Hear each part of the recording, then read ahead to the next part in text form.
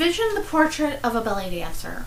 Her story being told for decades by an employee there, usually a woman in can-can girl type clothing, saying the portrait was gifted to the Birdcage Theater after her run, and the portrait having bullet holes and a knife slash in the canvas during one of the theater's wild nights. Then imagine seeing an artist's signature at the lower right hand corner of the painting. Fair enough, she couldn't have done it herself. But then you do a bit more digging and find a whole story that never crossed your mind. Now, envision a woman who, according to legend, was a Birdcage Theater performer who was, quote, 300 pounds of loveliness in pink tights, unquote, who was a madame, which is a woman who owned a brothel or ran an illegal prostitution ring, and was also a bouncer who picked up an unruly customer and threw him into the street. The fabled dancer was named Fatima, and the Madame of Strength and Mystery was named Big Minnie. These two extraordinary women are part of the theater's legendary lore, but only one of them is real, and she is not what she seems. The archives are waiting.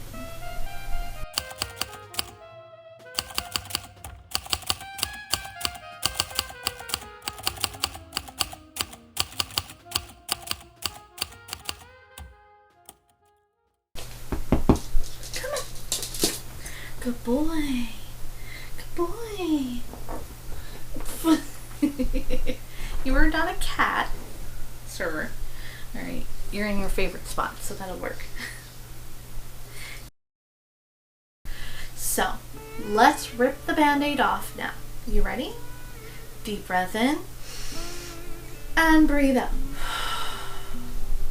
Fatima never existed.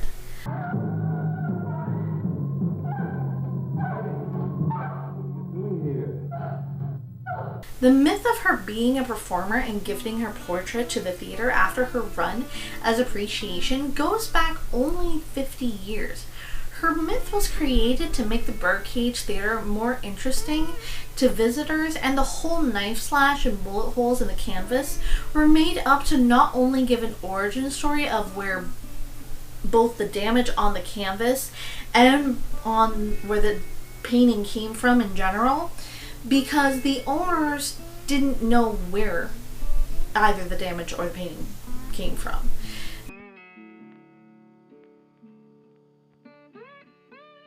There is, however, a real story to this painting that is even more interesting than the legend.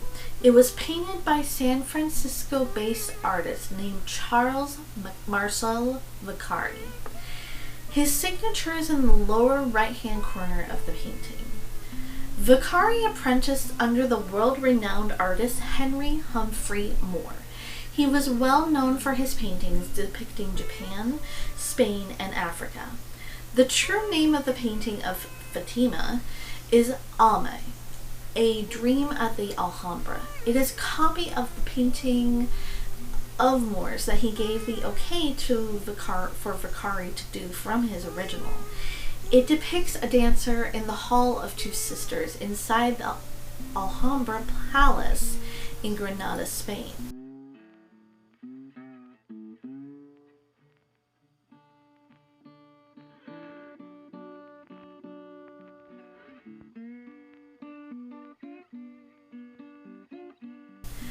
Through Moore's wife's familial connection with the Spanish aristocracy, he gained special access to the Alhambra, which allowed him to paint all the beautiful, stunning details in real life, in person, around 1865.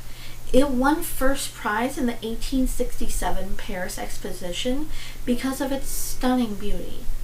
All of the details were perfectly rendered by Vicari, who painted his version between 1880 and 1881 in San Francisco. He then brought it with him when he relocated to Tombstone in late spring of 1882, after he tried and failed to sell his version of Alme for $350 at a furniture shop on 5th Street. Vicari decided to raffle it off.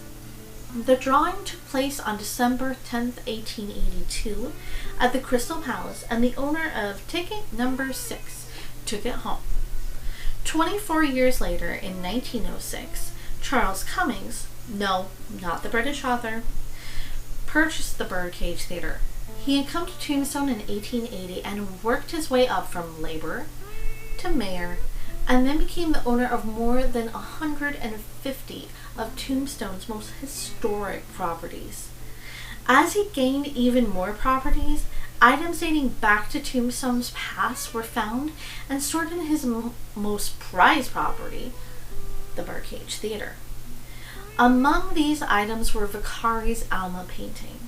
After his death in 1930, Cummings' wife displayed a large part of the collection in a building near 4th and Allen Street and opened it for public viewing. The painting was shown there until being returned to the Birdcage Theater. For over 20 years, it was displayed in the auditorium, where it was photographed by, well, basically everyone. Tourists, newspaper correspondents, postcard producers, and even Time magazine. Fun fact, I used to read Time magazine when I was a kid, so that made me go, excuse me? I was a weird kid, give me a break. In the early 50s, it was finally moved to its current position near the entrance, where the story of it being a gift from a Birdcage Theater performer, a self-portrait to show her appreciation, was invented as a way to bring in tourism to the theater, an important commodity, money. So that is the truth of Fatima. Now, on to Big Minnie.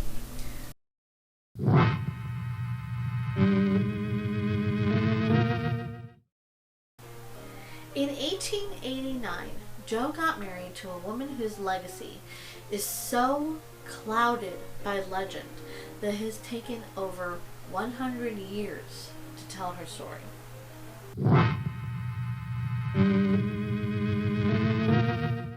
I've kept you in suspense long enough. According to legend, Big Minnie was a performer, prostitute, and madame who was strong enough and tough enough that she could pick up an unruly customer in the Birdcage Theater and throw him out the door. She was not any of these things. But first, let's talk about her being a prostitute and prostitution in general in Tombstone at the time. The fact is that according to my friend Michael Mihalkovic's book and records at the time, prostitution was regulated, licensed, and legally enforced in this time period. City records define where prostitution was conducted throughout Tombstone, but there are 0 records that support that the Birdcage Theater was one of those places. Claims that it is a recent story that was made to add more interest to the building for tourism. Her real name was Matilda Quigley, and she was born in 1852. Her entire adult life was spent as a traveling singer and dancer in the early 1870s. She toured the United States with her then husband, Charles Bouton, who was a talented piano player. She went by the name Tilly Bouton, and she was known professionally by that name even after she met and married Joe Binion. Tilly and her husband traveled and toured consistently, and then tragedy struck. Charles fell ill and was taken to the hospital and died on September 28, 1876. Tilly became a widow at 24 years old, and despite her heartbreak, she likely had no time to truly mourn, as she had to continue performing in order to make it on her own. She traveled and performed for 12 years and ended up in Leadville, Colorado, and became a favorite to the people there. In the summer of 1888, Tilly's travels took her to Sacramento, California. Joe Binion was there on one of his recruiting trips. There was no record of their first meeting, but it is known that shortly after the two of them came to Arizona and Tilly made her Birdcage Theater debut, their relationship moved quickly. And on May 5th, 1879, they were married. There is 0 indication in any record that Tilly had anything to do with prostitution at all.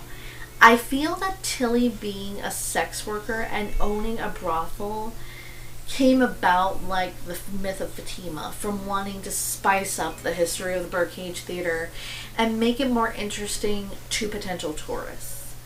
The legend of her being a bouncer at the Birdcage was from a single misrepresented incident, and I suppose this story makes her more interesting and appealing to people when it comes to tourism. The truth is more interesting to me, but that's just me. You know.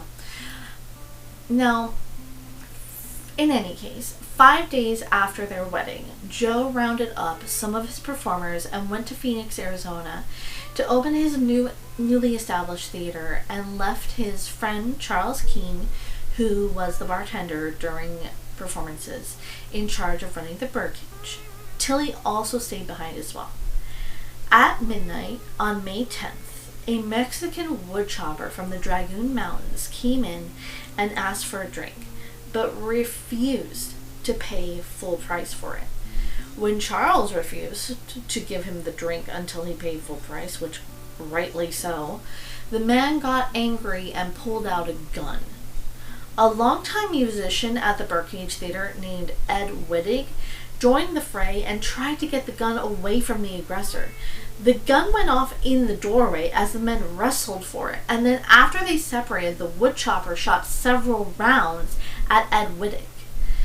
That move brought people from all directions, including 2 law officers who chased the woodchopper into a gulch behind the theater and shot him in the knee and hauled him off to jail. Good? There were 2 newspapers that told of the incident in full. One of them stated that Tilly, quote, put the objectionable visitor out the front door. He, meanwhile, flourishing the pistol in proximity to her person, just as Wittig intervened. The Tombstone epitaph reported that Tilly was, quote, frightened a little by the incident. Truth be told, I would be too. I don't like guns to begin with. Another person who was a regular stated, quote, it was one of the few times she got tough with anyone. Mostly, she just went her placid way, leaving the arguments and worries to Joe, who was well able to bear the load. But since Joe was in Phoenix opening his new theater, Tilly was likely compelled to get involved. He wasn't there to handle it, so she took it on herself. Poor thing. A local man who knew her personally said that, quote, she was a simple, childlike soul who enjoyed applause and laughter, sympathized with the down and out, and had pleasant heartthrobs when she made someone else happy. She was a sweet, gentle woman, and the legend of Big Minnie horribly misrepresented who she was as a person. One woman is a complete fabrication, and the other woman is real, but with her history and identity greatly exaggerated, both in the name of tourism and, let's face it, the almighty dollar. In the next episode, we're going to talk more about myths of the theater and events in the theater that have been, shall we say, fabricated. Quite literally, in some cases. Until next time, stay curious and question everything.